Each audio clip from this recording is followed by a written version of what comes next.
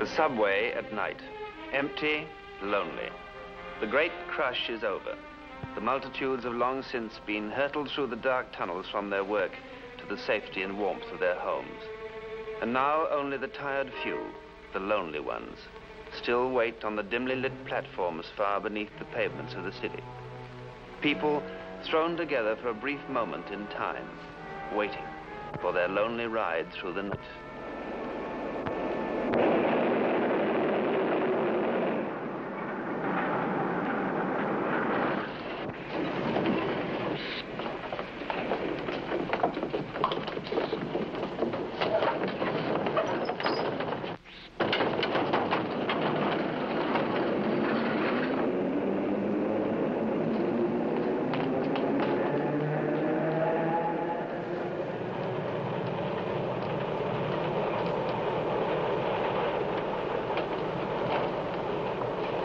Well, well, the boys in blue. Ain't that too bad they missed their train?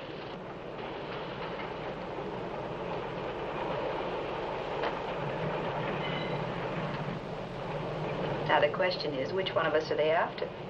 Which one of us parked his car in a loading zone? Yeah, that's the only thing that would get him out this time of night.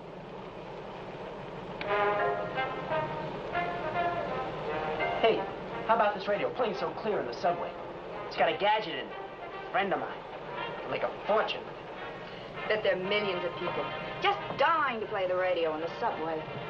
No. No, what? The police. Listen, we should all go up in front and tell the motorman to stop the train. Stop the train right now. I think I know who the police are looking for. Turn that off. So the police are looking for somebody. So what? Ain't they always? Whoever they're looking for. He, she. Thank you, Doc. I didn't think you'd noticed. Well, whoever it is they are looking for. Got about 12 minutes before we pull into Union Square. 12 minutes? You can live a lifetime in 12 minutes. You can die in 12 minutes. You can wash the world and hang it up to dry in 12 minutes. Bet you can't sober up in 12 minutes. You can shake the universe until it hollers uncle. You can change the destiny of generations yet unborn. Or you can take a little nap, which is far more sensible. We should go up in front and tell the motorman to stop the train immediately. The police... What's the matter, mister? You object to the poor sucker having his 12 minutes. Don't any of you know who they're looking for? You tell us. Well, it was on the radio just about a half hour ago. That terrible murder. Haven't any of you heard? Well, go on, friend. Barnes is the name. J.F. Barnes. They brought every available police officer in the city to this area. My wife begged me not to leave the house. She was so upset, but we have an inventory tonight. 2 people. First a man and then a woman.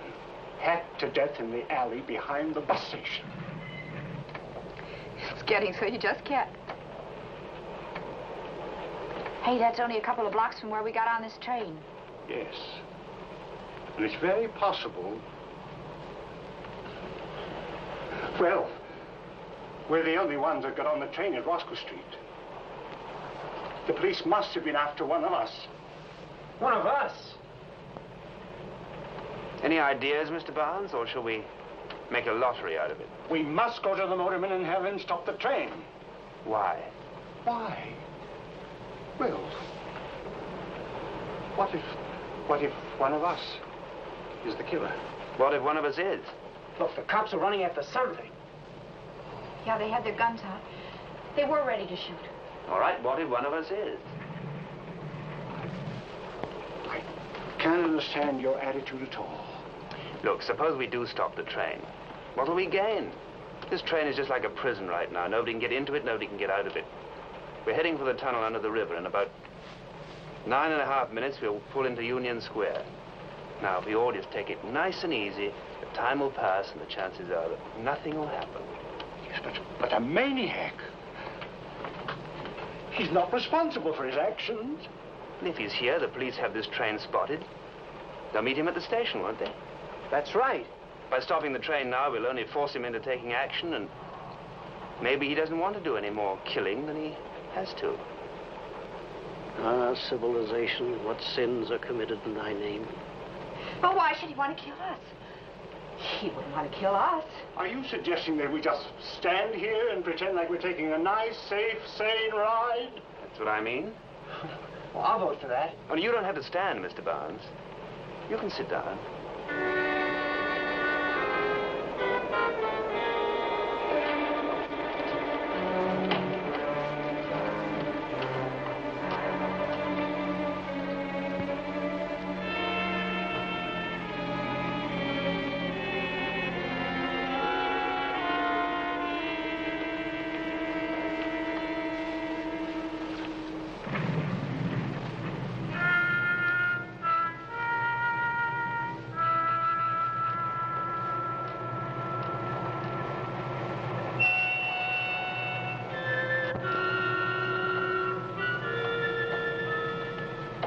Hey, hon.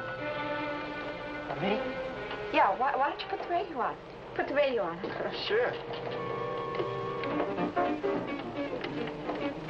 What's your name? George Higgins. I'm Carol. You been down to the beach with that today? Yeah. Listen to the ball game. You sure got yourself quite a sunburn, didn't you? Does it hurt? No, not much. Just kind of stiff. I think it's crazy to get a sunburn like that. If you've got some lotion on your beach bag, I'll rub it on your back for you. Shut up. Shut up!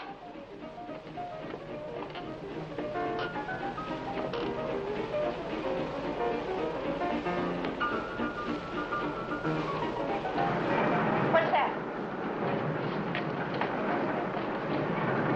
What is it? Just changing tracks. Sure. Sometimes the lights go out.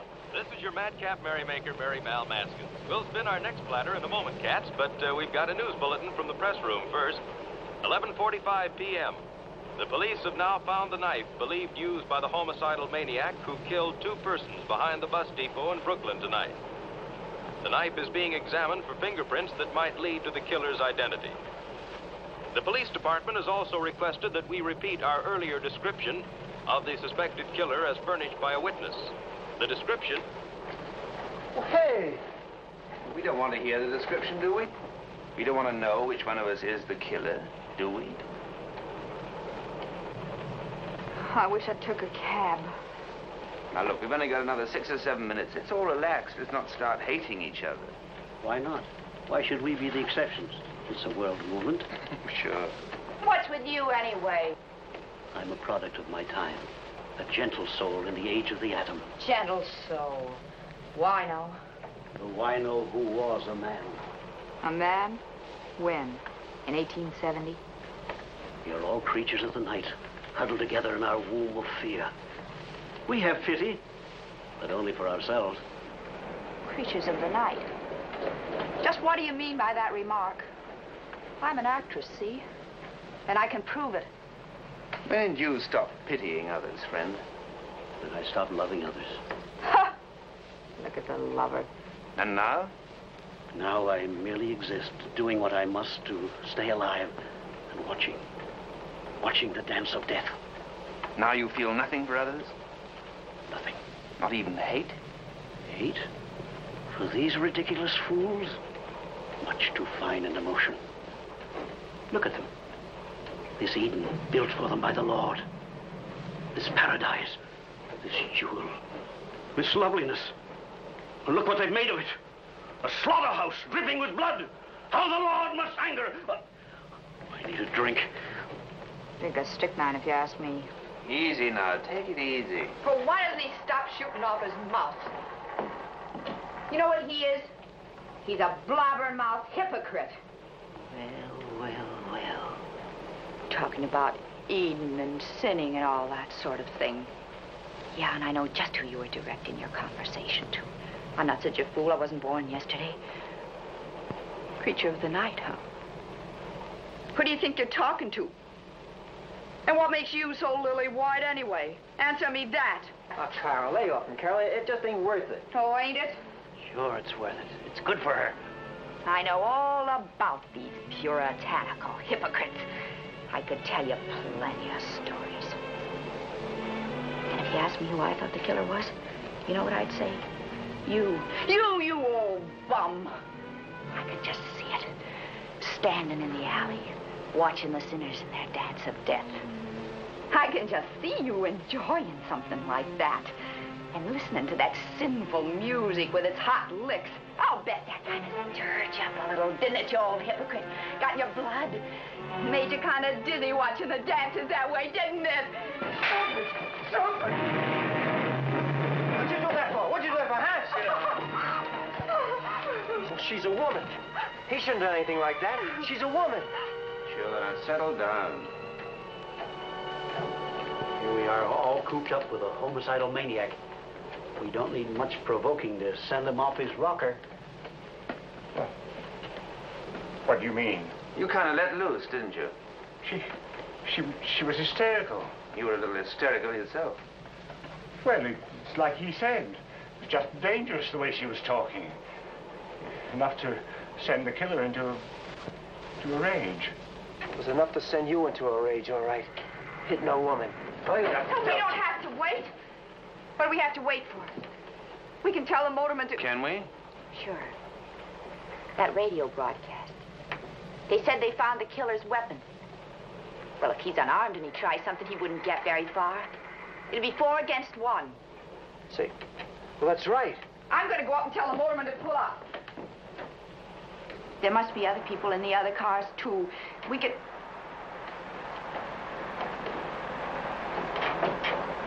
Stop it.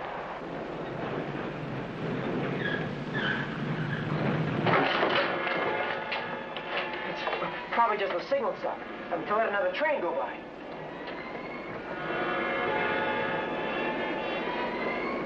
Careful. The Prince of Darkness is among us. Someone is moving. Just stay where you are, everybody. Just stay where you are.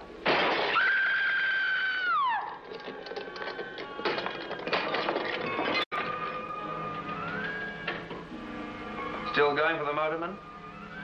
We're stalled. We're not moving. I think perhaps you'd better wait. Why? Our killer isn't unarmed any longer. What? Looks like something's missing.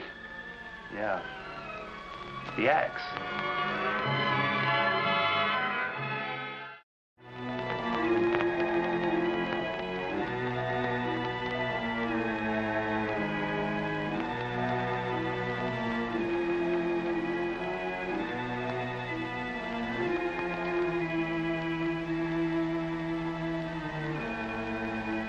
Okay.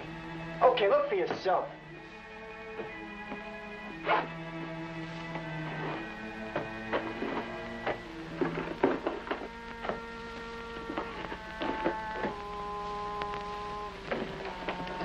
Let's have it.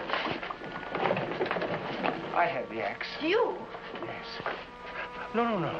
It isn't me. I took the axe to defend myself. To defend us. Even if he is unarmed, a homicidal maniac can have superhuman strength. You took the axe to defend us, huh? Yes. Yes, don't you understand? Now we're all right. Now we can control him. Control who? The killer. I know who it is. I know who the killer is. I don't think you make too good a guardian right now, Mr. Barnes. Let me have that axe. Stay away from me. Playing with us like children, using us one against the other, working on us so cleverly, like a surgeon with a scalpel. The brilliance of a sick mind. You don't sound any too healthy yourself right now. Come on, George. No. Let him talk. Like putty in his hands, the way he used us. Right off from the very beginning, telling us not to try to stop the train. And we didn't. And then when the radio was on, and was about to give a description of the killer, he turned it off and we let him. That's right. Yes. All right. Who are you? What do you do? Oh, now, look. What is your line of work, and what were you doing in Brooklyn? Oh, that should get a laugh. What were you doing in Brooklyn? But you don't answer him. Yeah. You talk all around it, but you don't answer him. What were you doing in Brooklyn, mister? I was on an assignment. I'm a newspaperman. Newspaperman? A reporter? That's right. Then how come you didn't know about the murders? Yeah. How come? There's no way I could have known. I was on an interview. I don't carry a portable radio around with me. Now that axe. Stay away. Now, Mr. Reporter, Mr. Fake Reporter, we've got you. You're not so clever after all. Now look, you're all getting hysterical. You're acting like idiots. You'd make a fine lynching party right now. It's just the way it starts. Through stupidity and jumping to conclusions and thinking twisted by fear. Don't you understand? How pretty you talk, Mr. Reporter. No prettier than you, my friend, but with a lot more sense. I don't hear any sense. Not from you. Twisting us around your finger the way you did. Maybe it makes sense to Mr. Barnes. He has a precise sort of mind. Look at the way he's built up this case against me. And the wheels and cogs are whirring round and round in his brain right now. Go ahead, Mr. Barnes. Tell them the difference between hate and fear. Oh, he's not going to tell you. And you know why? Because there isn't any difference. Not right now, there's not. He's made you afraid of me, so now you hate me. And hate is getting pretty close to violence, isn't it? Go on. Talk. Try to talk yourself out of it. Won't do you any good, but go ahead. It did Mr. Barnes some good. He's talked you into thinking that I'm the killer. Now, look, we're stalled here. We're waiting for the right of way. I don't think anyone should have that axe. Don't you try anything. Don't you dare. Maybe the real killer will try something. I think we've got the real killer. I think Mr. Barnes is right. I've been suspicious of you from the beginning. Have you, George? That's very clever of you. What were you doing in Brooklyn tonight? I went to the beach today. The sun doesn't shine at night, George. What were you doing tonight? I visited. Till 11:30? Yeah. I ate with a friend. A girl. How about you? I was out dancing. Out dancing? Where? What happened to your escort? He got fresh. I mean, we had an argument. A violent argument? What do you mean by that? What was his name? It's none of your business. Probably not. How about you, my friend? What about me? What were you doing tonight? In Brooklyn? What were you doing in Brooklyn? Well, this train is my hotel room. I sleep here. I ride from Coney Island to 42nd Street, and from 42nd Street back to Coney Island. I try to grab a little shut-eye along the way. Sure, only you didn't get on at Coney Island. You got on with us, just ahead of the police. Maybe you are a reporter. You use words like one. Or a lawyer, the way you twist things around to suit yourself. What are you trying to prove with me? That you might be the killer? And so might you, Mr. Barnes. You said that your wife didn't want you to leave the house tonight. You can't trap me with words. I don't care what you say. Is that so? It's too bad you had to make inventory over at your place tonight. But isn't that rather a peculiar time to take inventory almost at 12 o'clock at night? Which one of us couldn't be the killer?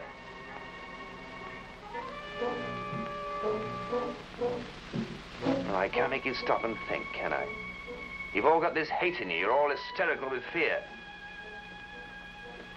I did think the best thing for us to do was to wait until the train got in. The police would be there, and that'd be the end of it. No, I don't think so. Maybe the killer won't wait. With his nerves jumping, he might suddenly lash out with that axe. And I can't just sit here and let that happen, can I? Talk, talk, talk. You'll not talk yourself out of this. One bit of logic you left out. The killer can't afford to wait until we get to the station where the cops are waiting. He's got to do something before we get there, don't you? Don't start nothing, mister. Oh. No one going to take that axe away from you, don't you, Mr. Barnes? I'll defend myself. Look out, Barnes! I warn you. You know why, don't you, Barnes? Because you might be the killer. And so might our philosophical friend here, or Muscles. And I have been homicidal. And when there's a killer and a loose axe on the same train as me, I had to protect society, don't I?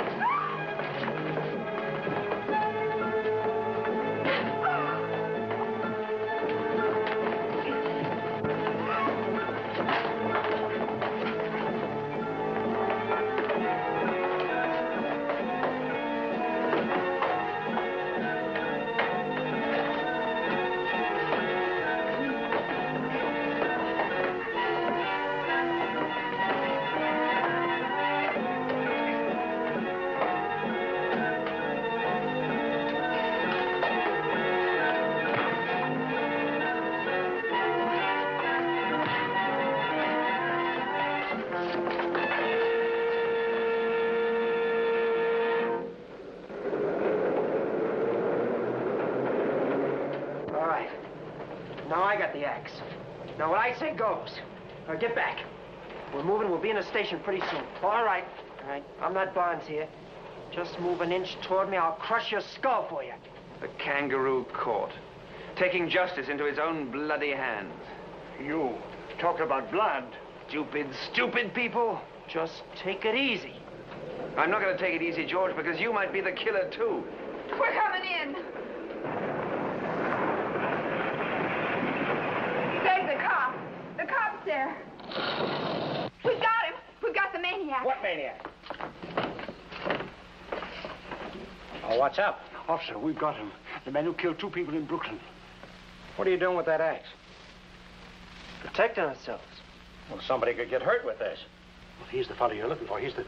The only thing I'm looking for is the train to Grand Central. But the killer. Killer?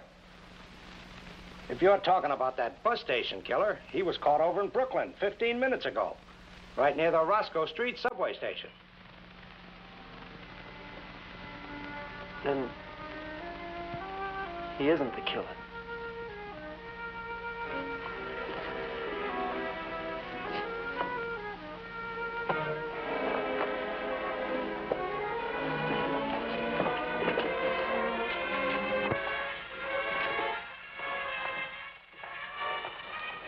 Thanks, officer.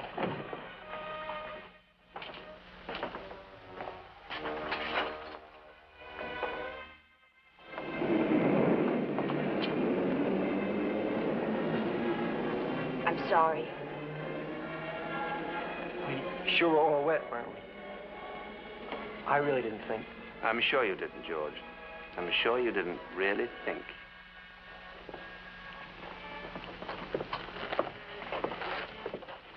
In the end, I was right, huh? Right, friend? It's not a nice feeling having your nose rubbed in the ugliness. To finally face the great truth that all your shining dreams and great hopes are empty and meaningless. That at best, all we've added to the jungle is inside plumbing.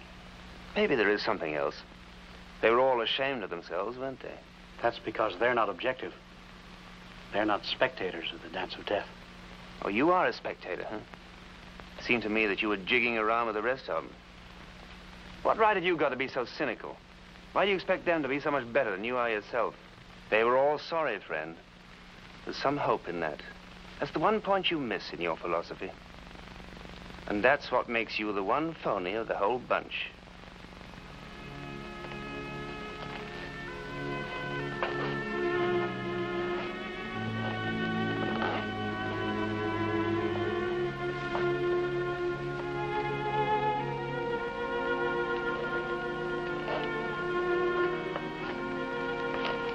Must have been a pretty rugged going there with that bunch, huh? We've only been on this earth a short while, officer. Just give us about another 1,000,000 years, and maybe we'll be worthy of the place. Well, there's no real harm in them. No?